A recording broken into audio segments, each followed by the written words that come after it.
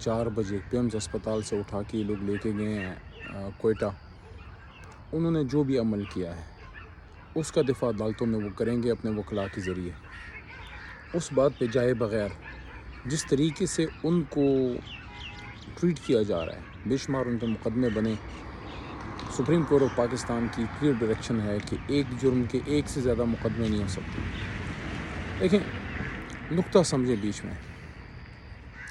اگر ایک شخص نے جرم کیا ہے اس کو جرم کی سزا قانون دیتا ہے، لیکن قانون کے پروسیس کو آپ ابیوز نہیں کر سکتے.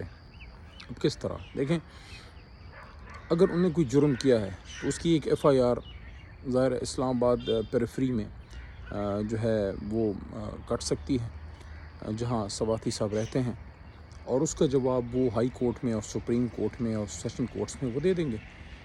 اگر انہوں نے جرم کیا ہوگا تو ان کو سزا مل جائے گی، نہیں کیا ہوگا تو وہاں سے وہ کیس ہے وہ ختم ہو جائے گا. لیکن پورے ملک میں جس طرح سے کیسز ہوئے تو یہ ایک طرح سے abuse of process, due process of law ہے. پھر 4 بجے جو رپورٹس آئیں ان کی فیملی کی طرف سے بھی، اور جو اطلاعات آئیں کہ جو لاک اپ سے ان کو لے کے پھر وہ آئے ہیں، جو جوڈیشل ریمانڈ کے بعد وہ ہسپتال آئے، ان کو لایا گیا. ہی واز ناٹ ویل، وہ بیمار تھے، اور ان کے بارے میں بتایا گیا کہ وہ ظاہر ہارٹ پیشنٹ ہیں تو he was not well and that's why he was shifted to PIMS. تو صبح کے 4 بجے جو ہے وہ ان کو لے کے گئے ہیں کوئٹہ. اب اتنی مجھے نہیں سمجھ آتی کہ ایک طرف وہ لوگ ہیں جنہوں نے ملک کے ساتھ پتہ نہیں کیا نہیں کیا. میاں صاحب جو ہیں وہ ملک سے باہر ہیں بغیر انہی کے کسی بھی لیگل ڈاکیومنٹیشن کی. ہی از دیئر، ملک کی عدالتیں ان کو بلا رہی ہیں. کیا کوئی پاکستان کا کوئی جہاز جائے گا میاں صاحب کو اس طرح سے وہاں سے لانے کے لیے تاکہ وہ صرف عدالتوں کا سامنا کریں؟ میں یہ نہیں کہہ رہا کسی کو اب سزا دیں نہ دیں، عدالتوں کا تو سامنا کریں، ڈیو پروسیس آف لا جو ہے اس کو فیس کریں. تو میرے خیال میں جو ہوا ہے ماضی میں اس کو اب ٹھیک کرنے کا بہتر طریقہ یہ ہے کہ ان چیزوں سے آگے بڑھا جائے. سواتی صاحب کے ساتھ جو زیادتی ہوئی ہے وہ اس کا بھی انصاف ہونا چاہیے. ان کی بھی عزت ہے، وہ بھی پاکستانی ہیں. خاص کر ان کی وائف کے حوالے سے جو انہوں نے سواتی صاحب نے خود بات کی کہ ان کی ویڈیو جو ہے وہ بھیجی گئی، تو یہ کتنی مایوب بات ہے. کوئی بھی شخص اپنے بارے میں سوچے کہ اگر اس کے ساتھ یہ ہوگا تو وہ کیسے فیل کرے گا. اس پہ تو سواتی صاحب بہت دفعہ سپریم کورٹ آف پاکستان کے سامنے بھی گئے اور وہاں بھی انہوں نے جو ہے وہ باتیں کی، اور ابھی تک اس کی کوئی سنوائی نہیں ہوئی. تو یہ چیز ایسا ہے کہ اس سے یہ مسئلے مسائل حل نہیں ہو رہی، یہ اور خرابی کی طرف جا رہے ہیں. تو یہ میرے خیال میں جو ماضی میں غلطیاں ہوئی ہیں وقت آ گیا ہے کہ ان کو جو ہے وہ ٹھیک کیا جائے. دوسرا، کل عمران خان صاحب نے حکومت کو، میں تو ان کو آج بھی اپوزیشن کہتا ہوں کیونکہ جنون اصل حکومت تو یہ نہیں ہے، امپورٹڈ حکومت ہے.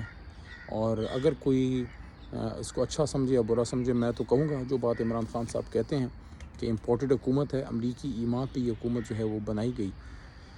تو ان کو عمران خان صاحب نے بالکل بڑی اچھی ایک آفر کی ہے، اور انہوں نے کل کہا ہے کہ ہم تو اسمبلیاں ڈیزالو کرنے لگے ہیں، لیکن سیاسی مسائل کا حل جو ہے وہ سیاسی گفت و شنید میں ہوتا ہے. اور اس وجہ سے انہوں نے ایک انیشیٹو لیا ہے، اور امپورٹڈ حکومت کو انہوں نے کہا ہے کہ آپ آئیں اور آپ بیٹھتے ہیں، ٹیبل پہ بیٹھتے ہیں، ڈسکس کرتے ہیں، اس پہ گفتگو کرتے ہیں کہ نیا الیکشن کب ہو اور کتنے ٹائم میں وہ پاسبل ہے، اور ارلی الیکشن ہو. ادروائز پھر وہ اسمبلی کی ڈیزولوشنز کی طرف جو ہو جائیں گے، استعفوں کی طرف جائیں گے، اور ایک پولیٹیکل ایک ایسا ایک ماحول بنے گا جس میں ایک بار پھر ماحول مزید کشیدگی کی طرف جائے گا. ایک سیاسی گنجلک ماحول مزید گمبھیرتا جو ہے تر ہوتا جائے گا.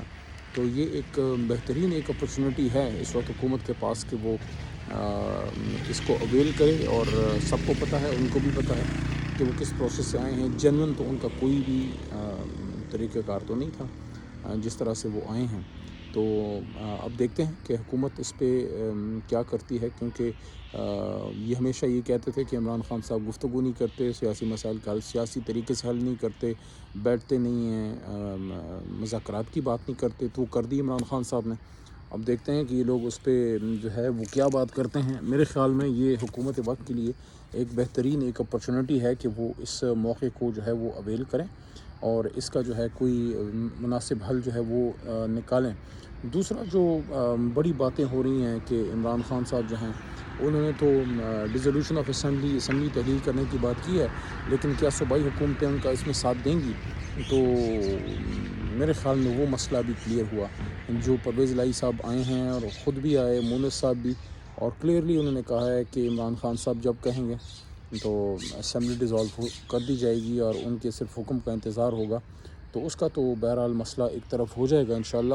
القادری یونیورسٹی کا ایک ایشو انہوں نے اٹھایا حکومت نے، نائب نے، بڑا مجھے افسوس ہوا۔ ہم سب کو اس کا دیکھنا چاہیے کہ ایک طرف تو نائب اربوں روپے کے کیسز جو ہے وہ معاف کر رہے ہیں، ختم کر رہے ہیں، لاء میں چینجز کی جا رہی ہیں نان پروسیکیوشن کی بنیاد پہ، عدم ثبوت، ظاہر انہوں نے اپنے خلاف تو ثبوت نہیں مہیا کرنے، تو ایک طرف تو اربوں روپے کے کیسز ختم کیے جا رہے ہیں اور دوسری طرف سابق وزیر اعظم کے خلاف آپ کو اور کچھ نہیں ملا۔ تو القادری یونیورسٹی جس میں غریب کے بچے پڑھیں گے، نہ عمران خان صاحب کو اس سے 1 روپیہ نہ ہے، نہ وہ ان کے نام پہ ہے، نہ ان کی وائف جو ہیں محترمہ جو ہیں نہ ان کے نام پہ ہے، نہ ان کے بیٹوں کے نام پہ ہے۔ قوم کا پیسہ ہے، قوم کے بچوں پہ لگ رہا ہے، غریب لوگوں کو جو ہے ایجوکیشن فیسلٹی مل رہی ہے۔ تو یہ اگر آپ نے عمران خان صاحب کے خلاف نکالا ہے تو اس کا مطلب ہے کہ پھر تو عمران خان صاحب کو جو certificate supreme court of Pakistan سے صادق اور امین کا ملا تھا، اس پہ تو مہر تصدیق اس حکومت نے خود ثبت کر دی۔ ایک فلاحی ادارے پہ سوال اٹھا کے جس کا عمران خان صاحب کے بنی گالا 1 روپے جس سے نہیں آتا، بلکہ انہوں نے تو خود انیشیٹو لیا اور ایز اے وزیر اعظم انہوں نے ایک زبردست یونیورسٹی اسٹیبلش کی جہاں اکثریتی بچے، غریب کے بچے وہ فری پڑھتے ہیں۔ تو اگر آپ نے غریب کے بچے کے پڑھانے کے جرم میں عمران خان صاحب کو سزا دینی ہے تو یہ سزا تو عمران خان صاحب نہ صرف وہ بلکہ ہم سب بڑے شوق سے اس سزا میں سزا یافتہ ہونا پسند کریں گے، کیونکہ غریب کے بچے کو پڑھانا تو بہت بڑا جرم ہے اور یہ جرم تو نہیں کرنا چاہیے نا، نہیں یہ کریں گے ہم، غریب کے بچے کو پڑھانے کا جرم ہم کرتے رہیں گے۔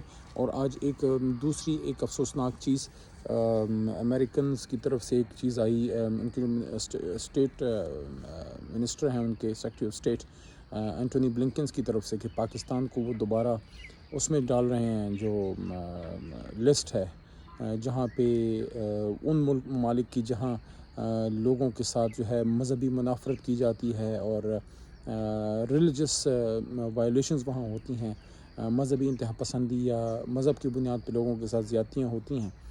یہ تو بہت افسوسناک ہے اور اس پہ ہمارے فورن آفس کا بھی موقف آنا چاہیے اور اس پہ ہماری حکومت کا بھی آنا چاہیے۔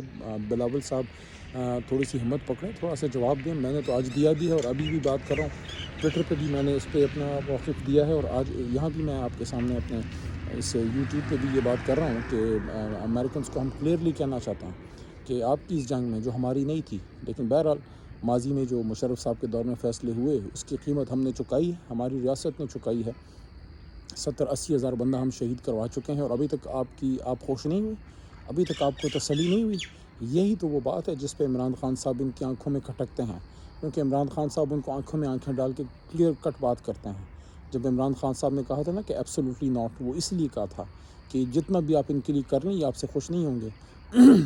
تو یہ بہت ہی ایک افسوسناک، میں اس کو ڈیولپمنٹ کہوں گا، ویری انفارچونیٹ، کہ اتنی قربانیوں کے بعد بھی جو امریکنز یہ لسٹ میں پاکستان کا نام جو اگر وہ آپ شامل کر رہے ہیں تو حضور والا ہمارے 70-80 ہزار بندے جو ہیں جو شہید ہوئے ہیں اس کا جواب کون دے گا؟ اور یہاں پہ ان لوگوں کو بھی سامنے آنا چاہیے۔ ہمارے دور میں تو نہ کوئی ایک ڈرون اڑا، نہ کوئی ہماری سرزمین سے ایک کوئی جہاز اڑا، نہ پاکستان میں، نہ پاکستان سے باہر، نہ افغانستان، جس نے جو ہے اس وار اینڈ ٹیرر میں ماضی کی طرح ان کا ساتھ دیا ہو۔ ہمارے دور میں تو ایک ڈرون اٹیک عمران خان صاحب نے نہیں ہونے دیا، لیکن ماضی میں جن لوگوں نے یہ ہونے دیا ہے آج ان کے لیے شرم کا مقام ہے کہ آپ لوگوں کی پالیسیز کی وجہ سے 70-80 ہزار بندہ بھی ہمارا شہید ہوا اور آج ہمیں ایک بار پھر امریکن سے وہی باتیں سننے کو مل رہی ہیں۔ اس لیے تو عمران خان صاحب نے ان لوگوں کو کہا تھا کہ ایبسولوٹلی ناٹ، اور خان صاحب نے یہ کہا تھا ان سب طاقتوں کو کہ آپ کے ساتھ دوستی تو کر سکتے ہیں لیکن ہم آپ کے ساتھ آپ کی غلامی نہیں کر سکتے۔ تو آج وقت ہے کہ شہباز شریف اور ہمارے فارن منسٹر بلاول صاحب یہ کلیئر کٹ ان کو جواب دیں اور ان کو کہیں کہ آپ نے اس لسٹ میں پاکستان کو ڈال کے غلطی کی ہے۔ پاکستان نے آپ کی جنگ میں بہت جو ہے وہ اپنی جانیں گنوائی ہیں اور آج بھی ہمارے ملک میں، کل جو افغانستان میں جو ہمارے ناظم الامور پہ حملہ ہوا ہے اور ہمارے جو وہاں ہمارے جوان جن کو گولی لگی ہے، تو یہ کس کی آگ میں ہم لوگ جل رہے ہیں؟ اس کے باوجود بھی ہم گنہگار ہیں۔ تو ہم سب کو اپنے اپنے گریبان میں ضرور جھانکنا چاہیے کہ اگر ہم اپنے ملک کے مفاد میں اس طرح سے پالیسیز نہیں بنائیں گے اور اغیار کے اشاروں پہ ہم جو ہے اپنی کمزوری دکھاتے رہیں گے تو ہمیشہ ہمیں یہ سننے کو ملے گا کہ ہم شہید بھی ہوں گے، ہم تکلیف بھی اٹھائیں گے، ہمارے ملک میں آگ بھی برستی رہے گی، لیکن وہ طاقت ہم سے پھر بھی خوش نہیں ہوں گی۔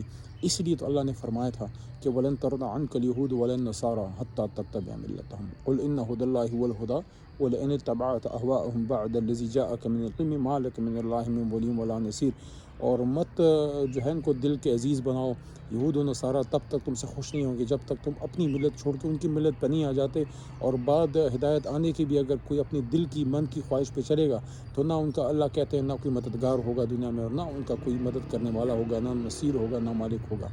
تو یہ ہم سب کے لیے ایک سبق ہے کہ ہمیں اپنا ملک مضبوط کرنا چاہیے، اپنے مسائل اپنے گھر کے اندر حل کرنے چاہیے، اور ہم مضبوط ہوں گے، سیاسی سسٹم مضبوط ہوگا، ادارے مضبوط ہوں گے، ہماری معیشت مضبوط ہوگی تو باہر کی طاقتوں کو اس طرح کی ہرزہ سرائی کرنے کی اور ہمارا مذاق اڑانے کی جو ہے ہمت نہیں ہوگی۔